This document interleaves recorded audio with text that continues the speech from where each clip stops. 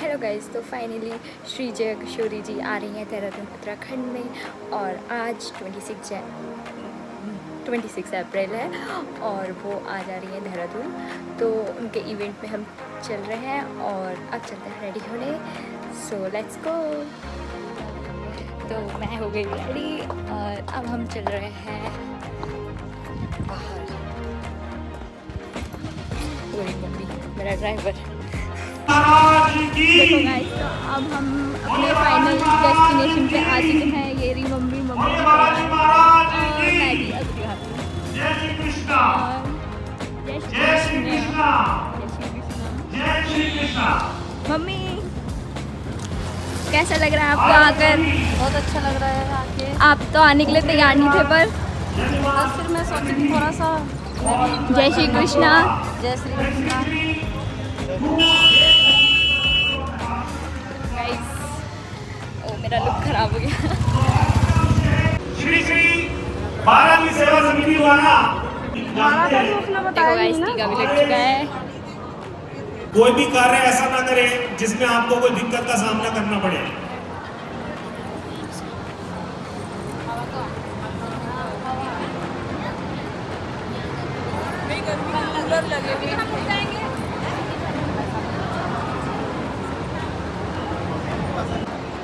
तो गाइस, अब हम अंदर आ गए हैं और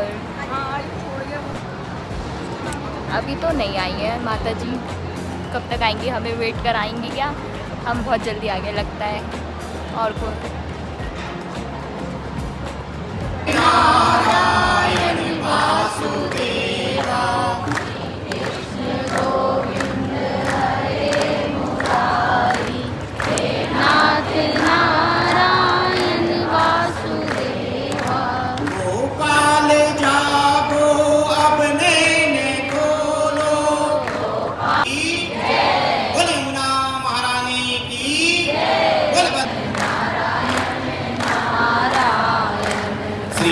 नारायण नारायण।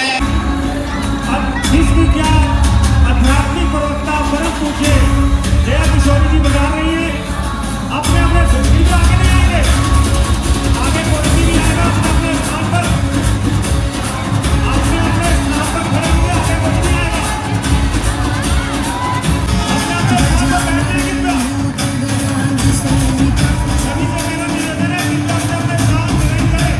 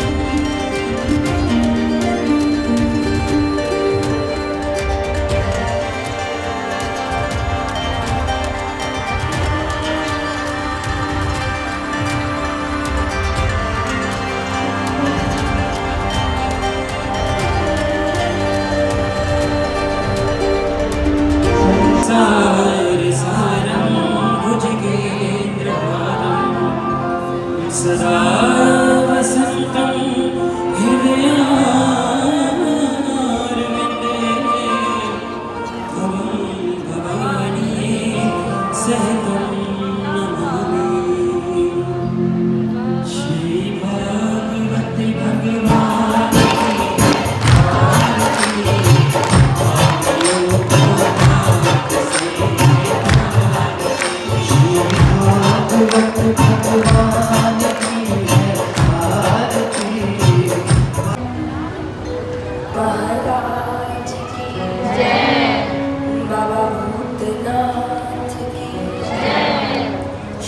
सुखदेव मुनि महाराज की श्रीमद् भागवत महापुराण की बहुत बहुत धन्यवाद पधारने के लिए। और मैं आप सभी से हाथ जोड़कर माफ़ी मांगती हूँ। मेरे बस की नहीं है पर मैं माफ़ी मांगती हूँ। गोपाल गोविंद बोलो हरि गोपाल राधा रमण हरि गोविंद राधा रमण हरि गोपाल गोविंद बोलो हरि गोपाल गोविंद बोलो हरि गोपाल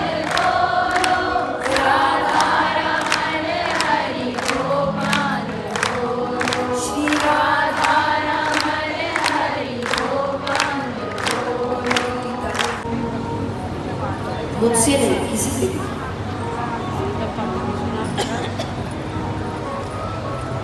वेरी गुड।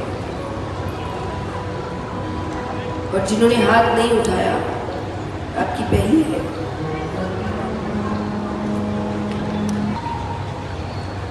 तो बात यह है कि जब भी हम कथा सुनते हैं तो हमारी आदत होती है हम उतने घंटे कथा सुने, खड़े हुए, कपड़े झाड़े, सब कुछ वहीं छोड़कर घर चले गए। घर जाके घर के कामों में लग गए, सब कुछ भूल गए। दूसरे दिन आते हैं खाली दिमाग के साथ, पहले का कुछ भी याद नहीं। तो यहाँ ऐसा नहीं चलेगा। तो जैसे आप बच्चों को ट्यूशन भेजते हैं ना, ट्यूशन में उनको पढ़ाया जाता है, घर भेजते वक्त दूसरे दिन के लिए कुछ दिया जाता है। क्या? जोर से कहिए। होमवर्क। तो ये 7 दिन का ट्यूशन है आपका, और आपका होमवर्क है कि आपको कथा बहुत अच्छे से सुननी है। क्यों? क्योंकि कल जब आप आएंगे तो आपसे पूछा जाएगा कि पहले दिन कौन कौन सी कथाएं हुई, और जब तक आप सभी कथाओं के बारे में नहीं बता देते उस दिन की कथा आरंभ नहीं होगी। उम्र को देखते हुए आप समझ सकते हैं मेरे पास अनुभव नाम की भी कोई खास चीज नहीं है। मुझसे ज्यादा अनुभवी आप सब हैं। कोई कहे वाणी मधुर हो,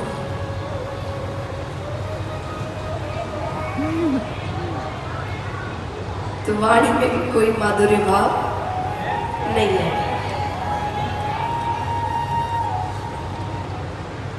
कोई कहे भक्ति होगी, हमें तो नहीं दिखती, फिर भी बैठ गए कथा करने।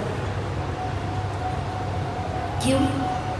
एक विश्वास है, एक भरोसा है। संतों से सुना है कि अगर भले का संग हो तो सब काम भले ही भले होते हैं। हमारे लिए सही क्या है? मैं ये 7 दिन एक ऐसी ज्ञान की बात नहीं करूंगी जो आपको पहले से नहीं पता। एक नहीं, दुनिया में कोई नहीं करता। दुनिया में कोई ऐसा व्यक्ति नहीं है जो आपको कुछ नया बता रहा है। आपको सब पता है, और कोई नया बता ही नहीं सकता। कुछ नया है ही नहीं। 5-6 ज्ञान की बातें हैं, वही घूम रही है और वही सब बोल रहे हैं। आपको बस बोलने का तरीका अच्छा लगता है, हाँ कि ना? आपको जिसका तरीका पसंद आ गया, आपको लगता है ये ज्ञान कहीं पर कृष्ण मार देगी, कहीं लक्ष्मण जी मार देंगे। कथा एक ही है, बातें एक ही है, तरीके हमें लोगों के तरीके अच्छे, लेकिन अर्थ है कि आपको सब पता है। फिर भी आप दूसरों पर निर्भर हैं अपने जीवन को सुधारने की। अभी से प्रार्थना है, उनका धारण कर रहे हैं। पूरी कोशिश है कि आपको अच्छे से बता सके। श्लोक में संपूर्ण ग्रंथ का सार और संपूर्ण ग्रंथ ही में समस्त वेदों उपनिषदों का सार लिख दिया। ये कहना गलत नहीं। आइए, वेदव्यास जी कहते हैं सच्चिदानंद रूपाय विश्वोत्पत्त्यादि हेतवे तापत्रय विनाशाय श्री कृष्णाय वयं नमः। शास्त्रों में भगवान के 3 स्वरूप बताए हुए, सत्य, चित्त और आनंद मिलाकर हुए सच्चिदानंद। सत मतलब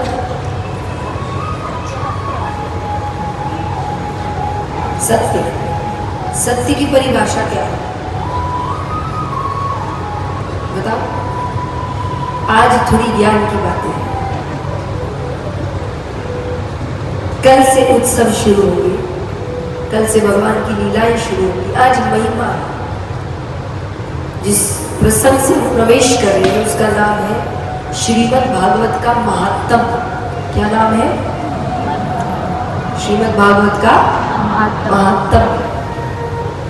तो सत्य की परिभाषा क्या है? सत्य मतलब जो हमेशा है, कभी ना बदले, वो सत्य। तो ऐसे कौन है ऐसा पूरे ब्रह्मांड में जो कभी नहीं बदलता? बताओ। कोई भी नहीं। भगवान नहीं बदलते। हम और आप यहाँ नहीं थे तब भी वे थे, हम और आप यहाँ हैं तब भी वे हैं, और हम और आप यहाँ से चले जाएंगे तब भी वे रहेंगे। खराब नहीं, वैसे खराब नहीं, व्यक्ति खराब होता है। वस्तु क्या कर लेगी जिसमें जान नहीं? हम खराब। लोग कई बार कहते हैं पैसे आने के बाद वो बदल गए। हो ही नहीं सकता, पैसे से कोई नहीं बदलता। किसी को लगता है यहाँ पे पैसे से व्यक्ति बदल जाता है? हाथ उठाओ, सच बोलो। आपको लगता है तो मैं समझाऊंगी फिर। किस किस को लगता है कि पैसे आने से व्यक्ति बदल जाता है? हाथ उठाओ। अच्छी सोच। मैं नहीं बदलती। ये सच नहीं। पैसा तो आएगा और जाएगा। कैसे बताती? पैसा किसी का है। जिसका मन है कि मैं लोगों की मदद करूं, अपने माता पिता को अच्छा जीवन दूं, अच्छे काम करूं, ऐसे काम करूं जिससे समाज में बदलाव आए। पर इन सब के लिए भी किसकी जरूरत पड़ेगी? पैसों की। जब तक नहीं होता कुछ कर नहीं पाता। तो लोगों को पता नहीं चलता कि इसकी भावनाएं क्या है। जिस दिन आ जाता है वो ये सब करने लगता है तो हमें लगता है कि देखो कितना अच्छा है। पहले से अच्छा, पहले उसको अच्छाई दिखाने का जरिया नहीं मिलता। कुछ है अंदर से बड़े कुटिल होते हैं, जिनका मन होता है मैं दूसरे का बुरा करूं, उससे कुछ छीन लूं, अपना पावर दिखाऊं। पावर भी कैसे दिखाऊंगी? पैसे से। मनी इज पावर, सुना है? तो मनी है ही नहीं तो पावर दिखाएगा कैसे? नॉर्मली बैठा है, आपको लग रहा है कितना अच्छा है। जिस दिन पैसा आता है उसकी कुटिलता बाहर आती है और हमें लगता है पैसे के पहले तो कितना अच्छा था, पैसे आते ही बदल गए। पहले दिन से ऐसा था, तब उसको जरिया नहीं मिल रहा था अपनी कुटिलता दिखाने का, आज मिल गया। तो पैसा आपको बदलता नहीं है, आपकी असलियत बाहर निकल। अब भगवान के लिए नहीं कह सकते कि पहले इस्तेमाल, क्योंकि देखिए हमारा ये कहना कि हम भगवान को मान, उनको नहीं पड़ी कि वो मुझे नहीं मानता, मत मानो, दिक्कत आपकी है। जब हम नहीं मानते तो जो आखिरी उम्मीद हमारे अंदर है हम उसे खत्म करते हैं, और जो मानता है उसके जीवन में कितना भी गलत हो जाए फिर भी उसके अंदर एक उम्मीद बची होती है, भगवान ठीक कर देंगे। ये उम्मीद क्या मिलेगी, लिया उसी पर तो जी रहे हैं। हाँ कि ना, आपके जितने सपने हैं उम्मीद ही तो हो जाए, भगवान कर देंगे जैसे भगवान की इच्छा। ये उम्मीद है, ये बहुत लंबे तक लेके जाती है, बड़ी बड़ी दिक्कतों से बचाती है। और मैं एक बात और कहती हूँ कि एक भरोसा तो रखो। आज यहाँ आधे से ज्यादा होंगे जिनकी आधी जिंदगी चली गई, हाँ कि नहीं? सब इतना सोच रहे हैं, आप अभी अभी पैदा हुए, ठीक है? कोई उम्र मानने को तैयार ही नहीं।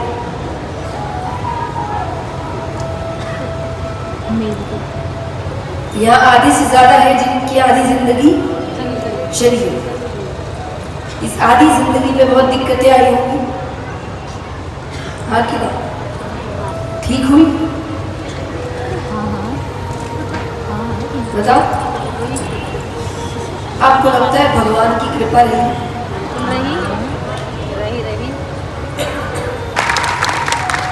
बीच में क्यों छोड़े?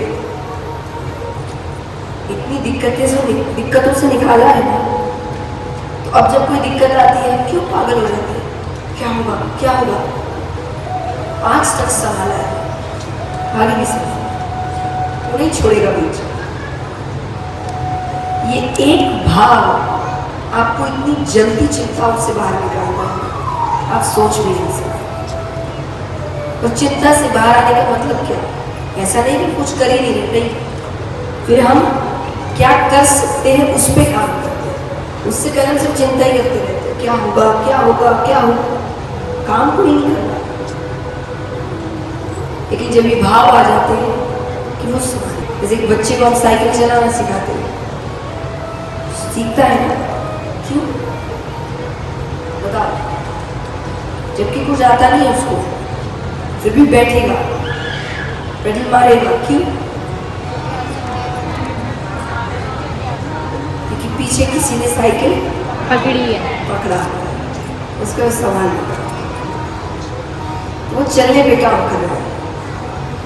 ना चिंता हो सकती गिर गया तो भी उसको नहीं, गिरूंगा नहीं, वो पकड़ा है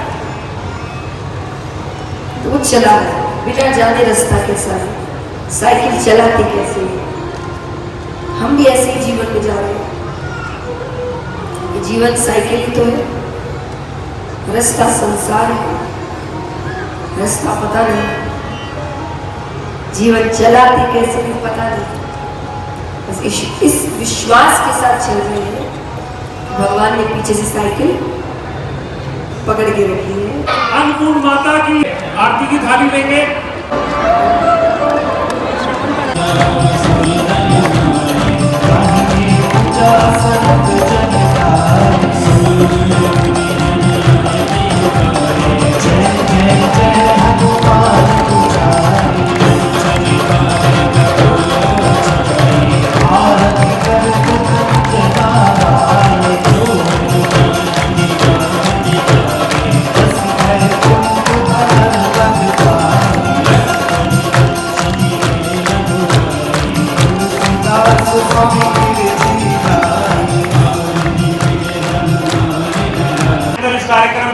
तो आज का इवेंट नहीं, आज की कथा कंप्लीट हो गई, बहुत आनंद आया। मम्मी कहाँ चली गई? ओ मम्मी आ गई। Okay bye bye guys. देखो अब टाइम अप और मम्मी किसी से मिलवाने ले जा रही है, चलो मिल लेते हैं। मम्मी कैसा लगा आपको आकर? मम्मी अब मेरे को कम भाव मिलते हैं अपने घर में।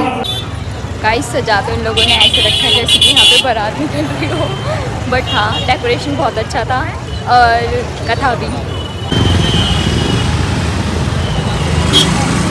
ये देखो भाई साहब पूरी गली सजा रखी है और कल तैयार होकर आना है।